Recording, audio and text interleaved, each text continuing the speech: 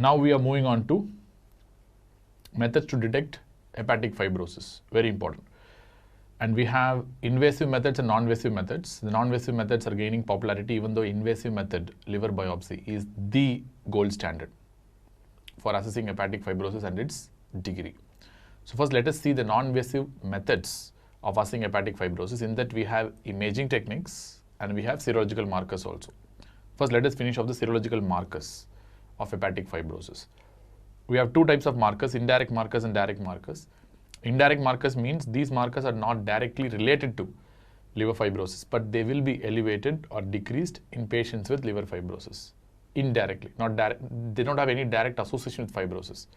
So what are these markers? Serum aminotransferases, platelet count, coagulation parameters, GGT, total bilirubin, alpha-2 macroglobulin, haptoglobulin, which is also called as simply alpha-2 globulin, and other factors like AH, cholesterol, gamma globulin can be used for in certain panels. We'll talk about that in some time.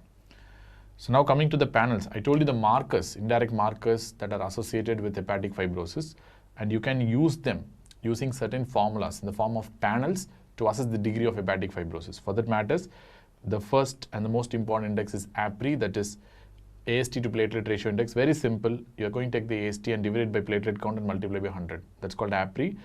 And if it's less than 0.3 to 0.5, it excludes significant fibrosis. And if it's more than 1 to 1.5, it can predict significant fibrosis. Remember, you are going to compare the liver biopsy findings.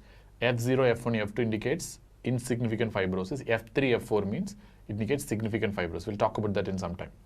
But when you have a value of less than 0.3 to 0.5, it excludes F3, F4, significant fibrosis. That's what I want. More than 1 to 1.5 predicts. But you can see, like there are a lot of gray areas. You will sell 0.3 to 0.5. We don't give a value of 0.3. And in between, you can see there is so much that is left. What about 0.5 to 1? The problem with these non-invasive markers as a whole is the fact that there will be a lot of gray areas. And you cannot clearly tell which is a ruling out value and which is a ruling in value. And there will be a lot of overlaps and gray areas. First, when you plot a normal curve, the idea is to sort out the extreme ends. That's what they're going to do. If it's less than 0.3, very unlikely to have fibrosis. And if it's more than 1.5, very likely to have fibrosis. That's how you need to think about it. In between, everything is a gray area. You can't be sure. And that's a common problem with any non-invasive markers. Clear? Any non-invasive methods, in fact, including ultrasound. And coming to the next index, that is AST-ALT ratio. So simply called as AAR, AST-ALT ratio, where you're going to take the ratio of AST and ALT. And if it's less than 0.6 to 0.8, it's very likely to be normal. And if it's more than 0.8 to 0.1, it can predict advanced fibrosis to some extent. And this is something which we have learned already. As I told you, as you move towards more and more fibrosis and cirrhosis, the AST value is going to increase more compared to that of the ALT value. Clear? We discussed that already. That's why the ratio reaches 1 and it can even become more than 1. And the next score is the FIB-4 score, one of the very commonly used scores. It uses 4 indices, AH, AST, platelet and ALT. AH should be multiplied by ALT and then the whole divided by your platelet count multiplied by square root of ALT. And based on this, values less than 1.45 excludes significant fibrosis like F3, F4 fibrosis, and more than 1.75 to 3.25 predicts significant fibrosis. So what are the 4 parameters? AST, ALT, AH, platelets. These are 4 parameters used in FIB-4 score. That's why they use the term 4 parameters. And then coming to the BARD score. It's an acronym that stands for BMI, AST-ALT ratio, AR, and type 2 diabetes mellitus, D. So BMI, if it's more than 28, carries 1 point. If abnormal AST-ALT ratio, that is more than 0.8, indicates 2 points, and type 2 diabetes carries 1 point. This is a kind of a ruling out score rather than a ruling in score, very important score for exams. If it's less than 2, less than or equal to 2, then it rules out advanced fibrosis. And coming to the other scores, NAFLD fibrosis score, it includes so many parameters and it has to be calculated using proper software or a computer because the calculation is little complex. So patient's age, BMI, blood glucose levels, aminotransferase levels, platelet count and albumin, 6 parameters. Based on that and inputting all these things into the computer system, it gives you a score. That's called NAFLD fibrosis score. If the score is less than minus 1.455, it indicates non-significant fibrosis. Minus 1.455 to 0.615 indicates indeterminate value, gray area, and anything more than plus 0.675 gives result of advanced fibrosis. It's very likely to be a advanced fibrosis. And other indices that are used in research but not in real practice is PGA index. It stands for prothrombin time, GGT, and ApoA1.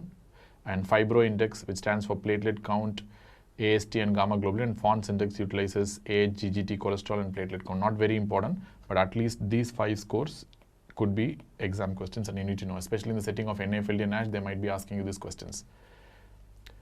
And coming to the direct markers, in the sense these markers are directly involved in hepatic fibrosis, either markers of matrix deposition or markers of matrix degradation, or certain cytokines and chemokines are going to be involved in this hepatic fibrosis. So what are cytokines and chemokines? TGF alpha, TGF beta, and PDGF, out of which TGF beta and PDGF are very important. And markers of matrix degradation, very important, are matrix metalloproteinases, especially MMP2, 3, and 9, very important. And we have tissue inhibitor of matrix metalloproteinases, that is TIMP1 and 2. So MMP2, 3, 9, TIMP1 and 2. Important markers of matrix degradation that can be elevated in patients with advanced hepatic fibrosis.